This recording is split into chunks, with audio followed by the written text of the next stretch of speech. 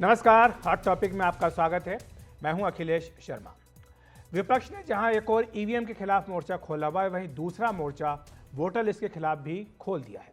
दिल्ली विधानसभा चुनाव से ठीक पहले आम आदमी पार्टी के संयोजक अरविंद केजरीवाल ने पार्टी नेताओं के साथ आज मुख्य चुनाव आयुक्त से मुलाकात की। केजरीवाल का आरोप है कि बीजेपी चुनाव आयोग के अधिकारियों के साथ मिलकर कई विधानसभा सीटों पर मतदाता सूची से नाम कटवाने में जुटी है।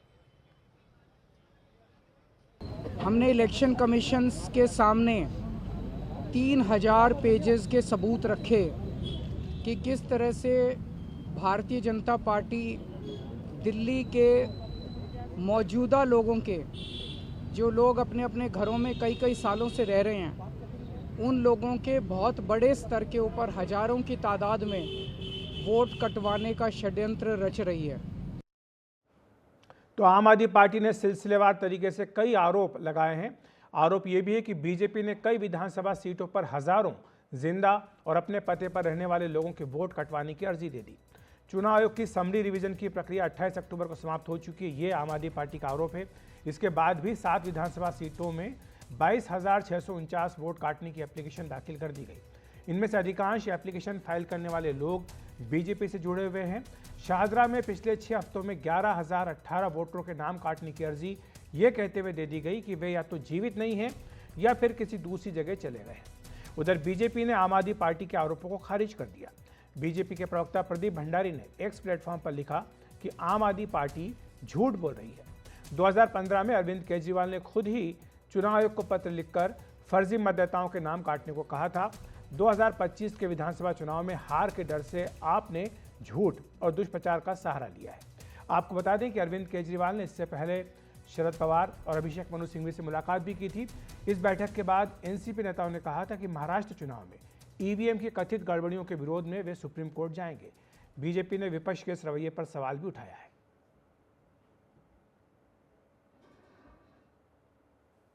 मुझे तो बड़ा आश्चर्य लग रहा है कि कांग्रेस पार्टी बार बार सुप्रीम कोर्ट ईवीएम को लेकर जाती है और बार बार पटखनी खा के आती है। हर बार जब भी उसने इलेक्शन कमीशन को कोसा है, जब भी इलेक्शन कमीशन को सुप्रीम कोर्ट में खींचने की कोशिश की है, वहीं अगर फजीहत किसी की हुई है तो वो कांग्रेस पार्टी की हुई है। हालांकि कल ही चुनाव आयोग ने महाराष्ट्र में सुप्रीम कोर्ट के आदेश के अनुसार वीवीपैट पर्चियों का ईवीएम परिणामों से मिलान किया था। ईवीएम और वीवीपैट का जो मिलान था वो सटीक पाया गया। ये बात मुख्य चुनाव अधिकारी महाराष्ट्र की ओर से स्पष्ट की गई थी। ये स्पष्ट किया गया कि विधानसभा चुनाव में कोई भी गड़बड़ी नहीं हुई है। वीवीपैट पर्चियों और वोटिंग मशीन के नंबरों में कोई फर्क नहीं निकला। सभी 288 सीटों में 1,440 वीवीपैट इकाइयों की पर्चियां गिनी गई थी। वीवीपैट पर्चियों का मिलान संबंधित ईवीएम के डेटा से किया गया। आपको बता दें कि विपक्ष ने वहां पर ईवीएम और वीवीपैट के वोटरों में अंतर का आरोप लगाया था। चुनाव आयोग ने विपक्ष के तमाम आरोपों को खारिज कर दिया है, लेकिन बता दें कि इसके बावजूद विपक्ष लगता नहीं कि इस मुद्दे को छोड़ने वाला है। कांग्रेस बैलेट पेपर से चुनाव की मांग को लेकर देश भर में यात्रा निकालने की बात कह रही है। वहीं महाराष्ट्र के गाँव में ईवीएम के बजाय बैलेट पेपर से चुनाव कराने के प्रस्ताव पारित किए जा रहे हैं और सुप्रीम कोर्ट का दरवाज़ा खटखटाने की बात भी हो रही है। तो सवाल यही है कि दिल्ली की अगर बात करें तो दिल्ली में मतदाताओं के नाम काटने के केजरीवाल के आरोपों में कितना दम है, इस पर हम चर्चा करेंगे। और इस पर चर्चा कर हमारे साथ जुड़ रहे हैं बीजेपी से प्रवक्ता शाजिया इल्मी, आम आदमी पार्टी से घनेंद्र भारद्वाज भी हमारे साथ जुड़ गए हैं, साथ ही वरिष्ठ पत्रकार हर्षवर्धन त्रिपाठी भी हमारे साथ जुड़ गए हैं। आप तीनों का बहुत बहुत स्वागत है एनडीटीवी इंडिया पर। घनेंद्र जी, हमने सुना अरविंद केजरीवाल जी को विस्तार से उन्होंने बहुत लंबी चौड़ी बात अपनी कही है, कई दस्तावेज भी वो चुनाव आयोग को देकर के आए, लेकिन ये बात तो स्पष्ट होती है कि जो समरी रिवीजन की बात कही जा रही है उसमें तो अभी वक्त है, और साथ ही ये भी कहा जा रहा है कि जो अंतिम मतदाता सूची वो तो 6 जनवरी को प्रकाशित होगी, तो अभी तो कई प्रक्रियाओं का पालन होना बाकी है। देखिए अखिलेश जी, षड्यंत्र क्या हो रहा है कि Bharatiya Janata party IVM illegal vote management कर रही है। ये भारतीय जनता पार्टी ने एक नया षड्यंत्र दिल्ली में रचा है, क्योंकि भारतीय जनता पार्टी फील्ड की लड़ाई में हमसे जीत नहीं पाती। एक बार ने अरविंद केजरीवाल ने 4 बार बुरी तरह भारतीय जनता पार्टी को चुनाव दिल्ली में हराया है, और भारतीय जनता पार्टी को लग रहा है कि कैसे भी चुनाव जीत जाए। तो भारतीय जनता पार्टी ने चुनाव अधिकारियों के साथ मिलकर एक नया षड्यंत्र रचा कि इलीगल वोट मैनेजमेंट की जाए। इलीगल वोट मैनेजमेंट कैसे होगी? हर विधानसभा में इन्होंने भारतीय जनता पार्टी के कार्यकर्ताओं को लगा दिया। भारतीय जनता पार्टी के कार्यकर्ता लोगों से जाके पूछ रहे, हर बूथ पे जाके पूछ रहे कि पिछली बार आपने किसको वोट दिया था।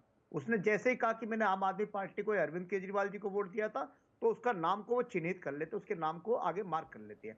और फिर भारतीय जनता पार्टी के कार्यकर्ता गलत तरीके से अपने लेटर हेड पे, शादरा में 11,108 वोटों का पता है कैसे वेबसाइट पे गया वोट काटने के लिए, कि भारतीय जनता पार्टी का जो मंडल अध्यक्ष होता है, जो उनका वार्ड अध्यक्ष होता है, वो अपने लेटर हेड पे एक बूथ पे 1300 वोट है, लेकिन 600 वोट को लिखता है कि 600 वोट गलत है। गणेंद्र हमने जी, इस मुद्दे पे अरविंद, लेकिन मैं इसकी जो अखिलेश प्रक्रिया जी, होती है, अखिलेश इसका जी, प्रक्रिया का पालन होता है। आप जानते हैं कि अखिलेश जी, 11,000 के अखिलेश जी, नाम की बात आप कह रहे हैं, लेकिन सारे वोट नाम काटे तो अखिलेश नहीं जी, गए अभी तो फॉर्म अखिलेश जी, 7 होगा, फील्ड वेरिफिकेशन होगा, अखिलेश जी, उसके बाद अखिलेश जी, आगे इसमें बढ़ा अखिलेश जी, जाएगा।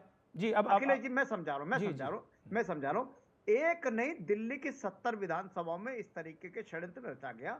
हमारे एमएलए विजिलेंट थे, हमारे वॉलंटियर्स विजिलेंट थे, जिन्होंने इनकी चोरी को पकड़ लिया।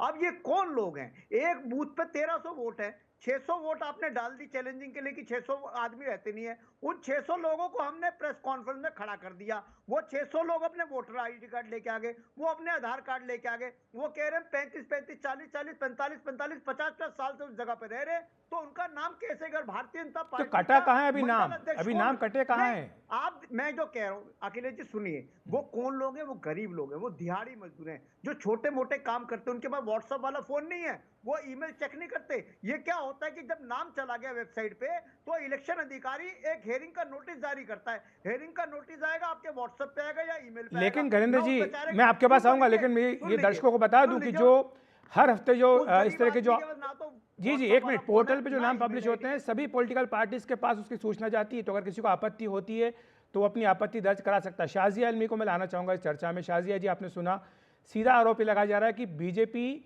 अपने कार्यकर्ताओं के माध्यम से जो मतदाता सूची है उसको प्रभावित करने का प्रयास कर रही है, और जो उन्हें लगता है कि जो मतदाता आम आदमी पार्टी के पक्ष में जा सकता है उसका नाम कटवाने के लिए ये पूरा अभियान बीजेपी की ओर से चलाया जा रहा है।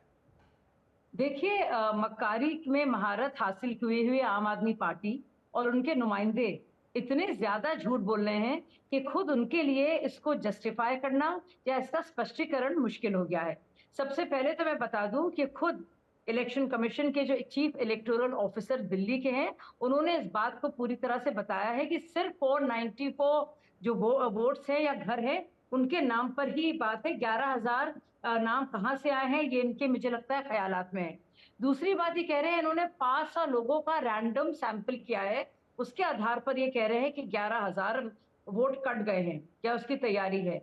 अब आप बताइए, 500 वोट्स के इस्तेमाल करने से, 500 लोगों के रैंडम सैंपल लेने से या उनके पूछताछ करने से 11,000 नाम कैसे आ सकते हैं? तीसरी और बहुत जरूरी बात, फॉर्म नंबर 7 जब तक नहीं भरा होता है, जो इलेक्टर भरते हैं, उसके बगैर काम डिलीशन पॉसिबल नहीं है, मुमकिन नहीं है। चौथी और उससे ज्यादा जरूरी बात, BLO यानी कि बूथ लेवल जो ऑफिसर है, वो इलेक्शन कमीशन के द्वारा नियुक्त किया जाता है, और उसके देखरेख कि वो करप्ट ना हो जाए या पॉलिटिकली अलाइन ना हो जाए, तो BLAs होते हैं, बूथ लेवल के जो लोग होते हैं जो बाकायदा हेल्प करते हैं इस काम के लिए। तो आप ये बताइए मुझे कि जो BLA हैं, वो उनकी पार्टी के भी होंगे, हमारी पार्टी के भी होंगे, सब पार्टियों के होंगे। और जो पोल कमीशन खुद कह रहा है, इलेक्शन कमीशन खुद कह रहा है कि सिर्फ 494 वोट्स मतदाताओं की सूची में नाम जो है, जो काटने की बात हो रही है, जिसमें डुप्लीकेशन है। लेकिन उसकी शाजिया वजह जी, से डिलीट आरोप किया ये लगाया जाएगा, जा रहा है कि तो आरोप ये लगाया जा रहा है 11,000 कि जो का फिगर अधिकारी कहाँ से आ हैं, गया? जो चुनाव अधिकारी, वो भी शामिल है। यही तो बात अरविंद केजरीवाल ने कही आज जब उन्होंने मुख्य चुनाव आयुक्त से मुलाकात की। उन्होंने कहा कि FIR होनी क्या ये चाहिए। कह रहे हैं? नहीं, तो क्या इसका मतलब है कि जब लगातार ये जीतते आए हैं, तो क्या तब भी चुनाव अधिकारी शामिल थे? क्या इनको, और क्या ये मुमकिन है कि जब तक अब तक शामिल नहीं रहे तो अब शामिल क्यों होंगे?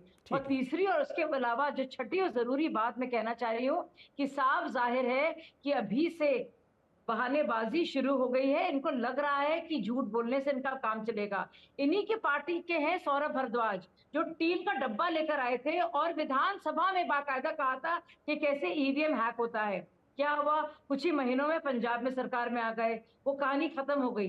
वैसे ही कहानी खत्म होगी। ठीक है। ऐसे ही कांग्रेस ने हारने पर क्या कहा था कि वोटर्स लिस्ट से नाम हटाया गया है। लेकिन क्या बात सामने आई घरेंद्र जी, कि ईवीएम की जी। बैटरी भी ठीक थी, घरेंद्र जी आपके वोटर पास आऊंगा। लिस्ट भी ठीक थी। जी घरेंद्र जी आपके पास आऊंगा। हर्षवर्धन त्रिपाठी के पास चलना चाहूंगा। हर्षवर्धन जी, आप काफी लंबे समय से दोनों की बात सुन रहे हैं, आपको क्यों लग रहा है, क्योंकि जो बात चुनाव आयोग की ओर से कही गई है और जो शेड्यूल पब्लिश किया गया उसमें तो स्पष्ट तौर पर अभी ये समय है, जो प्रक्रिया उसका पालन तो भी आगे चल करके भी होगा, और जो फाइनल लिस्ट है वो तो 6 जनवरी को प्रकाशित होनी है, और नामांकन के 2 हफ्ते पहले तक भी नाम जुड़वाए और हटवाए जा सकते हैं।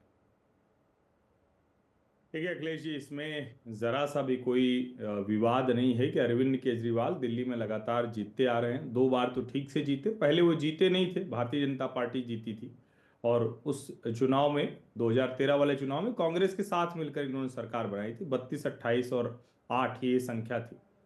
लेकिन अभी ये सब क्यों हो रहा है, ये समझना थोड़ा जरूरी है।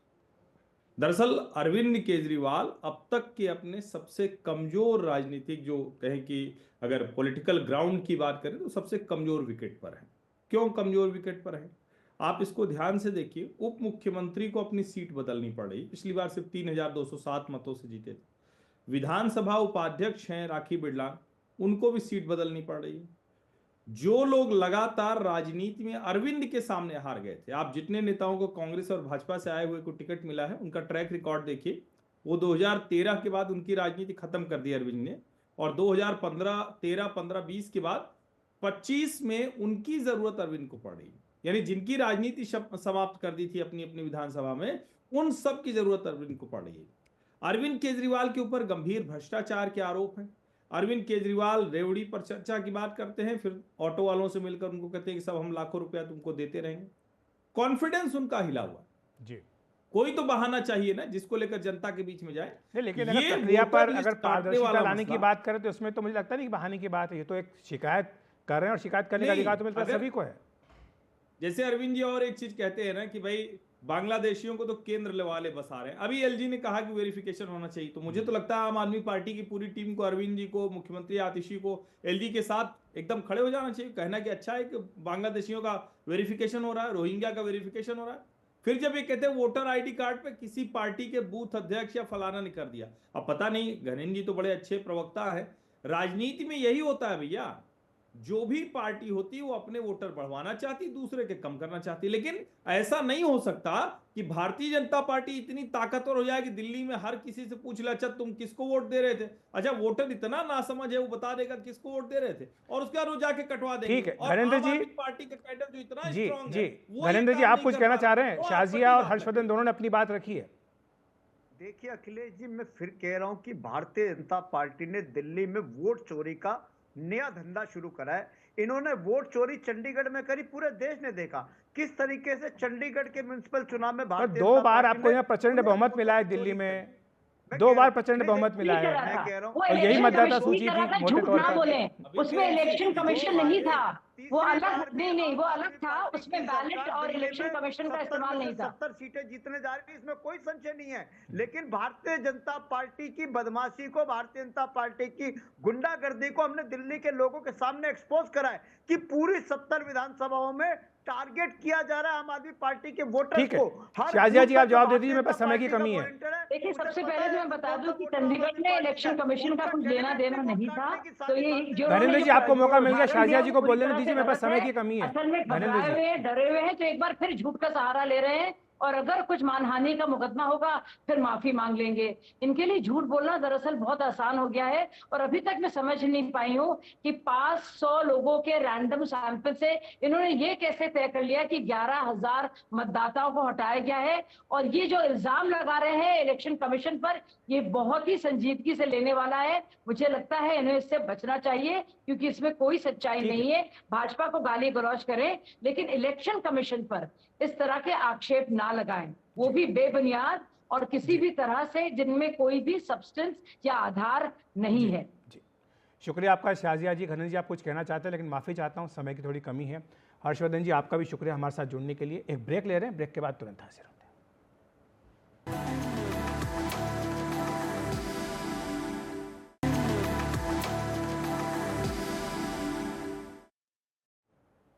तो आम आदमी पार्टी के संयोजक अरविंद केजरीवाल ने कहा है कि दिल्ली में आम आदमी पार्टी कांग्रेस के साथ गठबंधन नहीं करेगी, अकेले ही चुनाव लड़ेगी। तो आप और कांग्रेस में नहीं बनी बात क्या है? कारण 8 नज़र डाल लेते हैं। पहला कारण, लोकसभा चुनाव में दोनों ही पार्टियों में गठबंधन हुआ, लेकिन नतीजा शून्य रहा। दूसरा कारण, कांग्रेस को दोबारा जिंदा होने का मौका नहीं देना चाहती है आम आदमी पार्टी। तीसरा कारण, आप अपना वोट और अपनी पहचान बनाए रखना चाहती है। चौथा कारण, हरियाणा में कांग्रेस ने बातचीत के बावजूद नहीं किया था आम आदमी पार्टी से तालमेल। पांचवा कारण, दिल्ली की जो कांग्रेस इकाई है वो इस गठबंधन के खिलाफ है। छठवां कारण, पंजाब में दोनों ही पार्टियों में सीधी टक्कर है और उसका नुकसान दिल्ली में हो सकता है। सातवां, कार्यकर्ताओं में भ्रम फैलने का डर है। आठवां कारण, वोट ट्रांसफर होने पर सवाल है कि क्या दोनों ही पार्टियां एक दूसरे को वोट ट्रांसफर करवा सकती हैं या नहीं। तो हॉट टॉपिक में आज इतना ही। नमस्कार।